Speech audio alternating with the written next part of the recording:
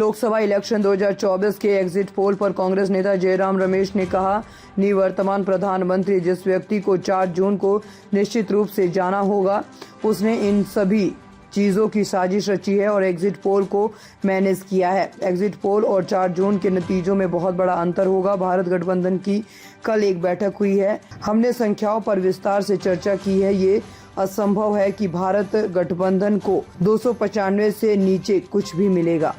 तक ने इसके ऊपर ट्वीट कर दिया है और साफ तौर पर कहा एजेंडा नहीं चला, इंडिया राइट्स। निवर्तमान प्रधानमंत्री ने पहले ही ट्वीट तैयार करके रखा होगा, क्योंकि जिस व्यक्ति का 4 जून को जाना अभी तय हो गया है, उन्होंने ही ये सब साजिश रचाई है, ये एग्जिट पोल मैनेज किया है। और ये जो आंकड़े हैं और जो वास्तविक परिणाम आने वाले हैं 4 तारीख को, ये ज़मीन आसमान का फ़र्क होगा। ये सब एक मनोवैज्ञानिक खेल है हमारा हौसला कमज़ोर करने के लिए। पर इंडिया जनबंधन को मैं कहता हूँ, विश्वास के साथ कह सकता हूँ। और कल सारी पार्टियों की बैठक भी हुई और वहाँ आंकड़े पर विश्लेषण हुआ। 295 सीटों के कम इंडिया जनबंधन को आना बिल्कुल असंभव है। यानी कि हमें 200 मिनिमम, न्यूनतम तरीके से हमें 295 सीटें मिलेंगी। और ये एग्जिट पोल पर विश्वास रखना मैं समझता हूँ बिल्कुल गलत है। ये सब कठपुतलियाँ हैं और कठपुतली के मास्टर जो बैठे हैं, इन्होंने ये सब करवाया है। अरे निवर्तमान गृह मंत्री 150 डीएम और कलेक्टर से बात करते हैं, ये क्या गैर संवैधानिक नहीं है? 1 दिन पहले, 2 दिन पहले, चुनाव के नतीजे आने के 2 दिन पहले निवर्तमान गृह मंत्री सारे 150 डीएम और कलेक्टर से बात करते हैं। क्यों इन्होंने बात की?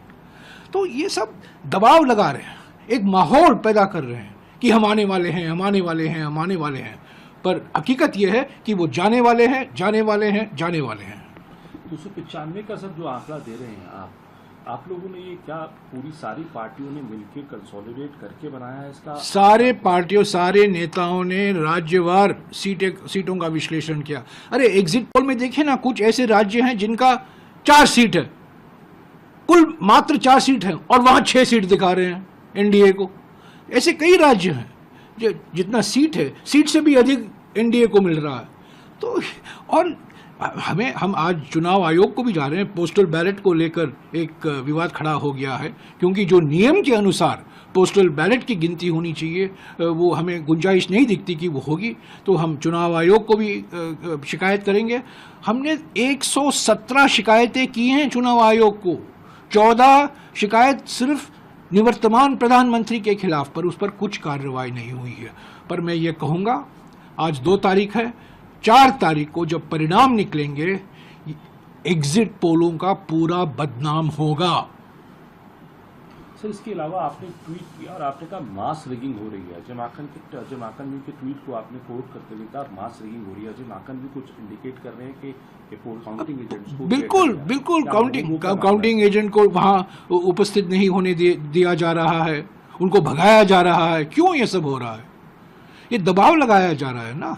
और ये इलेक्शन आयोग, चुनाव आयोग बिल्कुल देख रही है, सुन रही, देख रही है, पढ़ रही है। सब लोग जानते हैं, पर सब लोग चुपचाप हैं, सब लोग डरे हुए हैं। ये धमकी, ये देखिए, ये निवर्तमान प्रधानमंत्री और निवर्तमान गृह मंत्री शासन करने का क्या सिद्धांत है? धमकी दो और शासन करो, डराओ और शासन करो।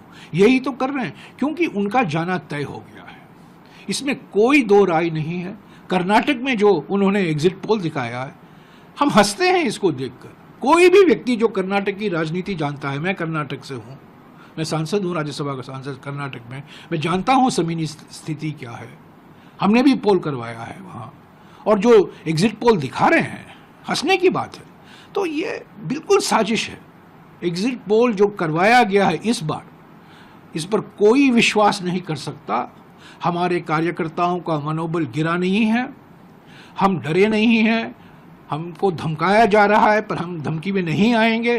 4 तारीख को हम रहेंगे, उपस्थित रहेंगे, और आप देखेंगे 4 तारीख को ये निवर्तमान प्रधानमंत्री का जो मनोवैज्ञानिक खेल